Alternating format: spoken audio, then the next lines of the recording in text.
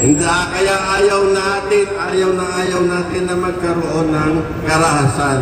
Dahil nakita natin sa ibang bansa na ang karahasan ay walang magandang patutunguhan, lalo na pag ang mga biktima ay sibilyan.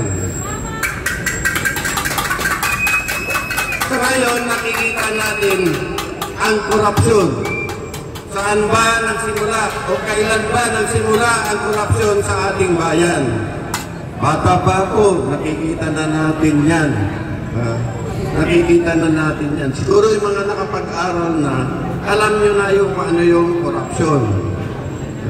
Ang korupsyon ay sinasabi natin dahil sa kagagawan ng ating local government at ating national government. Hindi nila ginagawa ang tamang trabaho para sa ating mamamayan. Ano ngayon ang nakikita natin? Ano ngayon ang nakikita natin dito sa ating bayan? Ito ipinakita ng ating Senado at sa Kongreso. Magpasalamat tayo sa ngayon na nakikita natin kung gaano ka lala ang korupsyon sa ating gobyerno.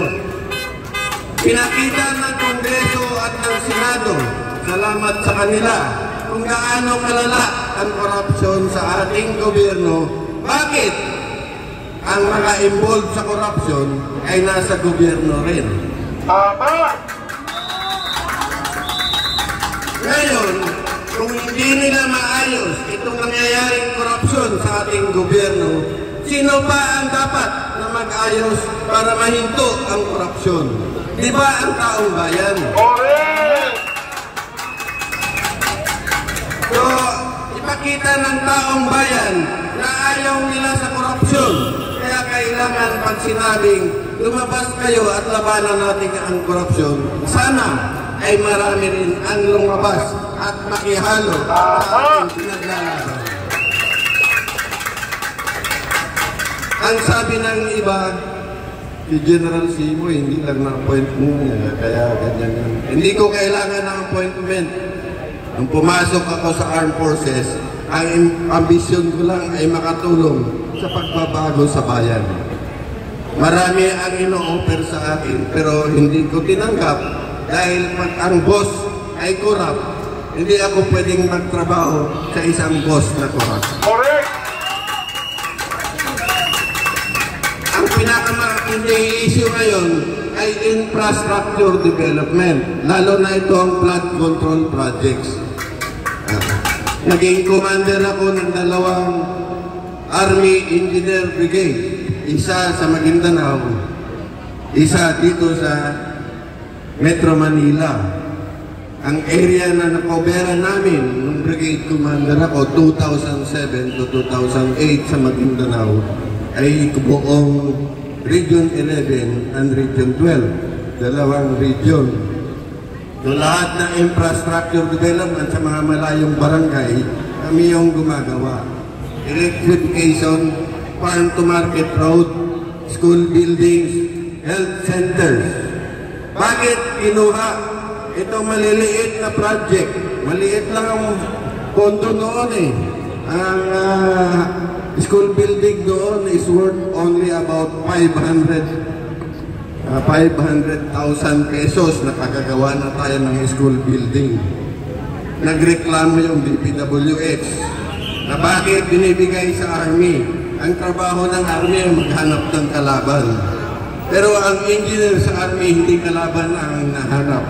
Ang engineer sa Army ay tumutulong para maayos ang kabuhayan sa mga barangay. Yun ay dumami ang aming project ng panahon ni President Gloria Macapagal Arroyo. Doon na nagsimula ang kalayaan sa barangay project na initiated ngayon ng ating Presidenteng Arroyo. Siya ang nagsimula kung paano maayos yung nasa barangay.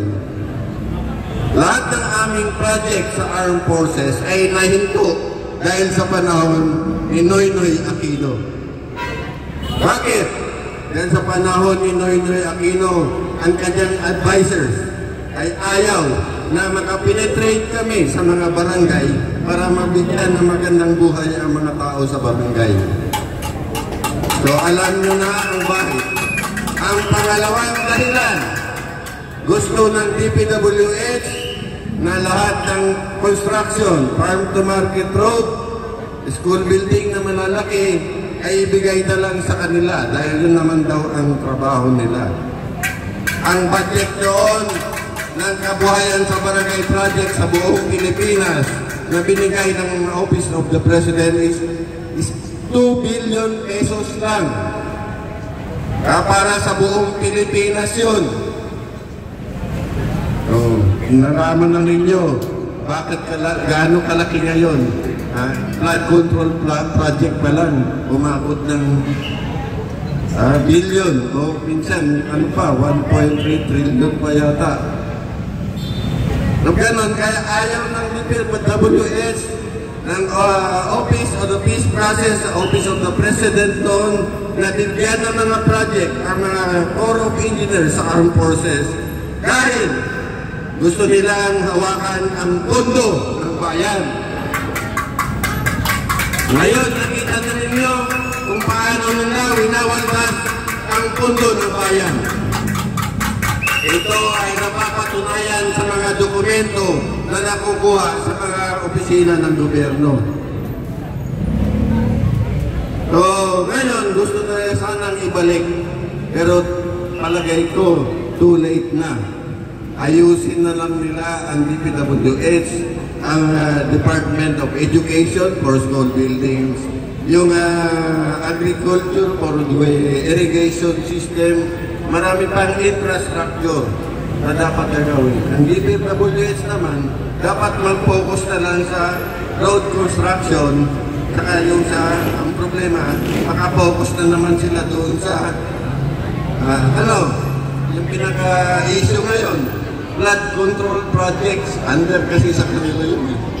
So, tanapan na lang siguro ng paraan, paano ma-divert yung mga projects sa ibang department para mabawasan sa ngayon ang kanilang mga nasasakupan. So, ganun ang nangyayari sa ating bansa. Ang corruption ay nasa process na ginagawa ng ating gobyerno. Pag-aralan sana ng Senate at ng Congress yung kung paano naibulsa yung mga pondo dahil sa proseso na ginagawa hanggang sa may pa-implement itong mga construction project ng kontraktor. Ang sisi ng gobyerno ay nasa mga kontraktor.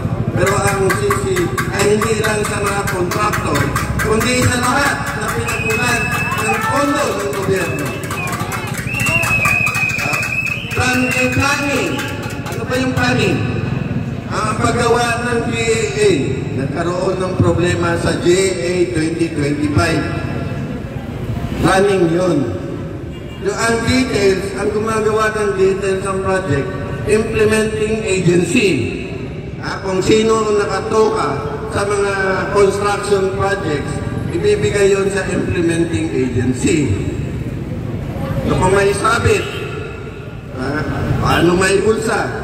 Ibaba yun ang implementing agency doon sa kontraktor. Sino magre-release ng pondo? Yung gobyerno. Through the DBM. Ibababa sa department, ibababa sa local government kung may pakialam ng local government bago maibaba sa kontraktor. Na-discuss na ito ni General Magalong. Ang problema, siguro yung iba, hindi nakikinig sa proseso. Marami na nagsasabi ng proseso, pero ang taong bayan wala pa rin reaksyon. Hinihintay pa kami. Ano naman ang magagawa namin? Kung kunti lang naman kami, mas marami yung taong bayan na dapat nakakaalam kung ano ang nangyari sa ating bayan. So, kung may question kayo, dapat magtanong kayo, lalo na sa mga vlogger, magtanong kayo doon sa may alam sa mga proseso sa pagpalakad ng mga project ng government para alam din ninyo kung ano ang tamang i-background ninyo. Hindi yung sasabihin lang ng iba, ito by experience.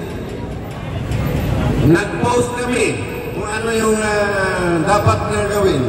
Ang ipapasa sa amin ng mga trolls, may kabit yan. Ano naman connection ng kabit doon sa proseso ng project implementation? Di ba? Ibig sabihin lang, gusto lang nila ihinto yung tao na nagsasalita. Iniintriga nila yung tao sa issue na hindi connected doon sa issue ng gobyerno. Kaya tuloy nasasabi sila ng troll. Kasi alam mo na, lumalabas tuloy na nagiging bobo sila. Issue ang pinag-uusapan, hindi yung karakter ng tao. Kung siya ay magnanakaw man ng araw, wala tayong pakialam doon. Basta gawin niya lang ang trabaho sa tamang paraan para sa ating bayan. Kung siya man ay nagnakaw, na meron naman tayong mga korte na prosecute doon sa mga kriminal na gumagawa ng hindi tama. Ang discussion sa social media ay yung issues na dapat alam ng tao. Hindi yung bashing, hindi yung mga fake news, hindi yung mga propaganda na ginagawa ng mga trolls. Kaya tuloy natatawag yung iba na trolls. Talaga naman, pag trolls, bobo yun eh. Tama. Palalaman naman natin, pag troll ka, bobo ka, hindi na nabayaran ka, o talagang bobo ka. Yun lang ang may po na sa susunod na magkakaroon tayo ng pag-uusap sa tamang paraan. Yun ang gusto namin, kaming mga retired. Sana, hindi na sana kami lalaban eh. Sawa na kasi kami, kagaya sa akin. 5 beses na ako na-ambush. Ngayon, buhay pa, masamang dumagdamo siguro ako. Diba? Sabi nila, sir, masamang dumagdamo ka siguro, kaya hindi ka naman mamatay. Pag inusto ng Diyos, mabubuhay tayo.